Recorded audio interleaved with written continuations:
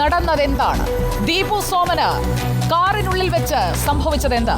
AR സാങ്കേതിക വിദ്യയുടെ സഹായത്തോടെ ഒരു പുനരാവിഷ്കരണത്തിന് നമ്മൾ ശ്രമിക്കുകയാണ്. ഇതുപോലൊരു മഹീന്ദ്ര XUV കാർ, അതിന്റെ വാതിൽ തുറന്നകത്തേക്ക് കയറിയ 2 പേർ അല്ലെങ്കിൽ 2-ലധികം പേർ അവർ ദീപുവിനെ കൊലപ്പെടുത്തുന്നതിലേക്ക് എത്തിയത് എങ്ങനെയാണ്? അതാണ് നമ്മൾ പരിശോധിക്കാൻ പോകുന്നത്. അതിനാദ്യം നമുക്ക് ഈ കാറിന്റെ മുൻ സീറ്റിൽ എന്താണ് സംഭവിച്ചത്, പിൻ സീറ്റിൽ എന്താണ് സംഭവിച്ചത് എന്ന് നോക്കാം. നമ്മൾ ആ കാറിലേക്ക് കടക്കാം. നിങ്ങളിപ്പോൾ ദൃശ്യങ്ങളിൽ കാണുന്ന മഹീന്ദ്ര XUV കാർ, ഈ കാർ ഇരപ്പിച്ചുകൊണ്ട് 11 മണിക്ക് നിർത്തുമ്പോൾ ഈ കാറിനുള്ളിൽ ഒരു കൊല നടന്നിരുന്നു.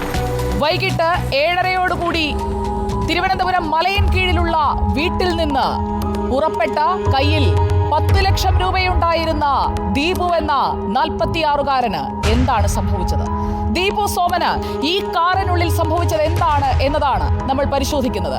ഈ കാറിൽ ഞാനിപ്പോൾ ഇരിക്കുന്ന സീറ്റിൽ ദീപുവിന്റെ സുഹൃത്തായ ഒരാൾ കയറിയിരുന്നിട്ടുണ്ടാകണം. അതുപോലെ തന്നെ മറുഭാഗത്ത് ഡ്രൈവിംഗ് സീറ്റിൽ ദീപുവിനെ കൊല്ലപ്പെട്ട നിലയിൽ കണ്ടെത്തുമ്പോൾ സീറ്റ് ബെൽറ്റ് ധരിച്ചിരുന്നു ദീപു.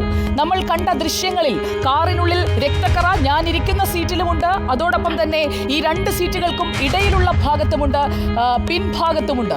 അപ്പോൾ എന്താണ് ആ കാറിനുള്ളിൽ സംഭവിക്കാൻ സാധ്യത? 7:30യോടുകൂടി മലയൻകീഴിൽ നിന്നും ഒറ്റയ്ക്ക് ഈ കാർ ഡ്രൈവ് ചെയ്തുകൊണ്ട് പോവുകയാണ് ദീപു സോമൻ എന്ന 46-കാരൻ. വഴിയിൽ നിന്ന് തനിക്കൊപ്പം ഒരു JCB ഓപ്പറേറ്റർ കയറും, അദ്ദേഹവും ഉണ്ടാകും കോയമ്പത്തൂരിലേക്കുള്ള യാത്രയിലെന്ന് ദീപു കുടുംബത്തോട് പറഞ്ഞിരുന്നതായി ഭാര്യ കൃത്യമായി നമ്മളോട് പറയുന്നുണ്ട്. അപ്പോൾ ഈ യാത്രാമധ്യേ വഴിയിൽ നിന്ന് കയറിയ ആളുകൾ അവരാണ് ഈ കൊലപാതകത്തിന് പിന്നിൽ എന്നുള്ളത് ഏറെക്കുറെ പോലീസ് സംഘം ഇപ്പോൾ ഒരു നിഗമനത്തിലേക്ക് എത്തിക്കഴിഞ്ഞിരിക്കുകയാണ്. ഇനി അറിയേണ്ടത് ആക്രി വ്യാപാരവുമായി ബന്ധപ്പെട്ട തർക്കമാണോ ദീപു സോമന്റെ കൊലപാതകത്തിലേക്ക് നയിച്ചത് എന്നുള്ളതാണ്.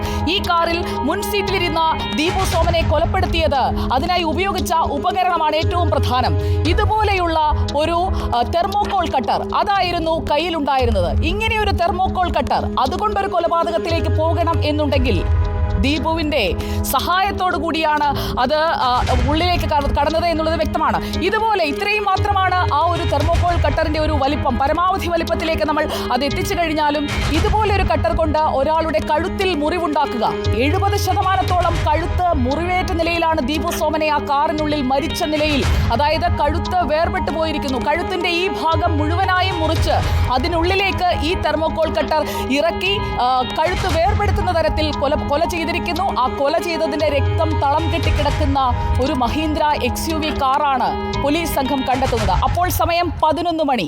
7:30 വീട്ടിൽ നിന്ന് ഡ്രൈവ് ചെയ്ത് 10 ലക്ഷം രൂപയുമായി JCB വാങ്ങാൻ പോയ ദീപു സോമൻ ഇതുപോലൊരു തെർമോകോൾ കട്ടർ കൊണ്ട് കൊല്ലപ്പെടണം എന്നുണ്ടെങ്കിൽ അടുത്ത് ഞാനിരിക്കുന്ന ഈ സീറ്റിൽ അതോടൊപ്പം പിൻ സീറ്റിൽ ഇരിക്കുന്ന 2 പേർ ചേർന്ന് ഈ കൊലപാതകം ചെയ്തു എന്ന് വേണം കരുതാൻ. അതായത് ഒരാളുടെ കഴുത്ത് സീറ്റ് ബെൽറ്റ് ഇട്ടിരിക്കുകയാണ്, ദീപുവിന്റെ സീറ്റ് ബെൽറ്റ് വേർപെട്ടിട്ടില്ല, സീറ്റ് ബെൽറ്റ് ഇൻടാക്ട് ആയിരിക്കുകയാണ് മരണസമയത്ത്.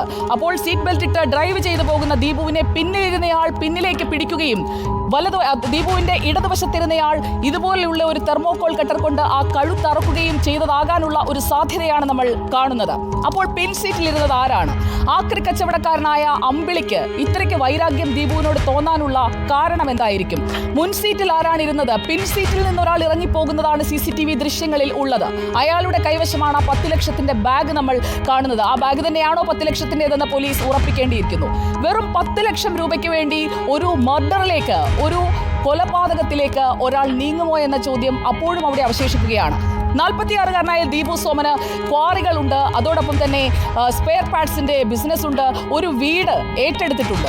അപ്പോൾ പലതരത്തിൽ സാമ്പത്തിക തർക്കങ്ങൾ ഉണ്ടായിരുന്നു എന്നുള്ളത് ദീപുവിന്റെ ഭാര്യ തന്നെ വ്യക്തമാക്കുന്ന കാര്യമാണ്. സാമ്പത്തിക തർക്കങ്ങൾ, അതോടൊപ്പം തന്നെ കൊട്ടേഷൻ സംഘങ്ങൾ തമ്മിലുള്ള കുടിപ്പക അതുണ്ടായിട്ടുണ്ടോ? തിരുവനന്തപുരത്തെ 2 ഗുണ്ടാ സംഘങ്ങൾ തമ്മിലുണ്ടായിരുന്ന കുടിപ്പകയുടെ ഒരു ബലിയാടായി മാറുകയായിരുന്നോ ദീപു സോമൻ? 5 ലക്ഷവും 10 ലക്ഷവും പിന്നീട് 50 ലക്ഷവും ആവശ്യപ്പെട്ട് ദീപു സോമനെ വിളിച്ചത് ആരൊക്കെയാണ്? 46-കാരനായ ദീപു സോമന്റെ കൊലപാതകത്തിൽ അമ്പിളി എന്ന അജികുമാറിന് മാത്രമാണോ ബന്ധമുള്ളതെന്നും ഈ കാറിലിരിക്കുമ്പോൾ ന്യായമായും നമ്മൾ സംശയിക്കേണ്ട കാര്യമാണ്. കാരണം മുൻ സീറ്റിൽ കഴുത്തറുത്ത നിലയിൽ, അതും ഒരു തെർമോകോൾ കട്ടർ കൊണ്ട് കൊണ്ടു നടക്കുന്ന സാധാരണ വാഹനങ്ങളിലൊക്കെ വെക്കാറുള്ള ഒരു തെർമോകോൾ കട്ടർ കൊണ്ട് ഒരാളെ കൊലപ്പെടുത്തണം എന്നുണ്ടെങ്കിൽ പിന്നിലും മുന്നിലും ഇരുന്നവർ അയാൾക്ക് പരിചിതരായിരിക്കണം. പക്ഷേ വീട്ടിൽ പോലും ദീപു പറഞ്ഞില്ല ആരാണ് കൂടെ വരുന്നതെന്ന്. JCB വാങ്ങാൻ പോകുന്നു, അതിനുള്ള 10 ലക്ഷമാണ്. അതുകൊണ്ട് തന്നെ JCB ഓടിക്കാൻ അറിയുന്ന ഒരു JCB ഓപ്പറേറ്റർ ആയ മറ്റൊരാൾ കയറുന്നു എന്നാണ്. അപ്പോഴാണ് ഈ ആക്രി കച്ചവടക്കാരൻ രംഗപ്രവേശം ചെയ്യുന്നത്. കൊലപാതകത്തിന്റെ കുറ്റം സ്വയം ഏറ്റെടുക്കുകയാണ് അമ്പിളി എന്ന അജി.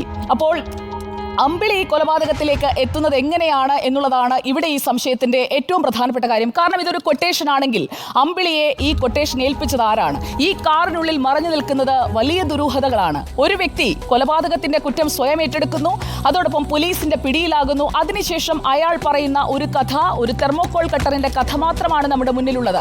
അങ്ങനെയാണെങ്കിൽ 70% കഴുത്തു മുറിക്കാൻ ഇതുപോലെയുള്ള ഒരു തെർമോകോൾ കട്ടർ കൊണ്ട് കഴിയുകയും അതിനുശേഷം ആ വാഹനം ഉപേക്ഷിച്ച് 11 മണിയോടെ രക്ഷപ്പെടാൻ കഴിയുകയും ചെയ്തിട്ടുണ്ടെങ്കിൽ അത് ആസൂത്രിതമായ ഒരു കൊലപാതകമല്ലേ? ചോദ്യങ്ങൾ അനവധിയാണ്. മലയൻകീഴിലെ വീട്ടിൽ നിന്ന് രാവിലെ വൈകിട്ട് 7:30 ഇറങ്ങിയ ദീപു സോമനെ കൊല്ലപ്പെട്ട നിലയിൽ കണ്ടെത്തുന്നു രാത്രി 11 മണിക്ക്.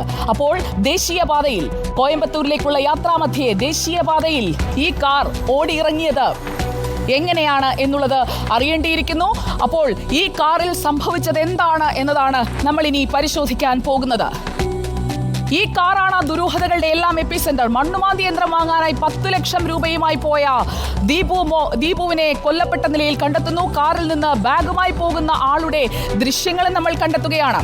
മലയൻകീഴ് അണപ്പാട് മുളമ്പള്ളി ഹൗസിൽ ദീപുവിനെ തേടിക്കൊണ്ട് പലതവണ ഭീഷണി ഫോൺ കോളുകൾ എത്തിയിരുന്നു എന്നുള്ളത് കുടുംബം തന്നെ സ്ഥിരീകരിക്കുന്ന സാഹചര്യം. കുടുംബം പറയുന്ന കാര്യങ്ങൾ, ഭാര്യ വിധുമോളും മകൻ മാധവും പറയുന്ന കാര്യങ്ങളിലേക്ക് കൂടി നമുക്ക് പോകണം. 2 മാസം മുൻപ്, വിധുവിന്റെ വാക്കുകളാണ്, 2 മാസം മുൻപ് ഫോണിലൂടെയും നേരിട്ടും ചില സംഘങ്ങൾ 50 ലക്ഷം രൂപ ആവശ്യപ്പെട്ടിരുന്നു.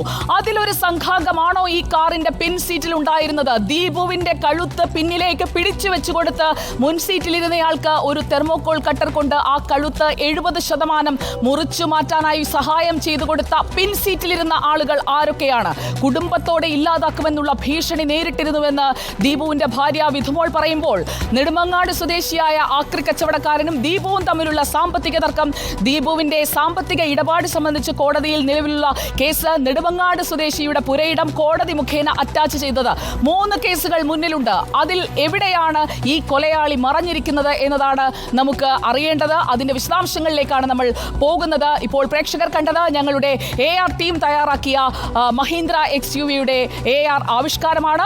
നമ്മൾ ഇനി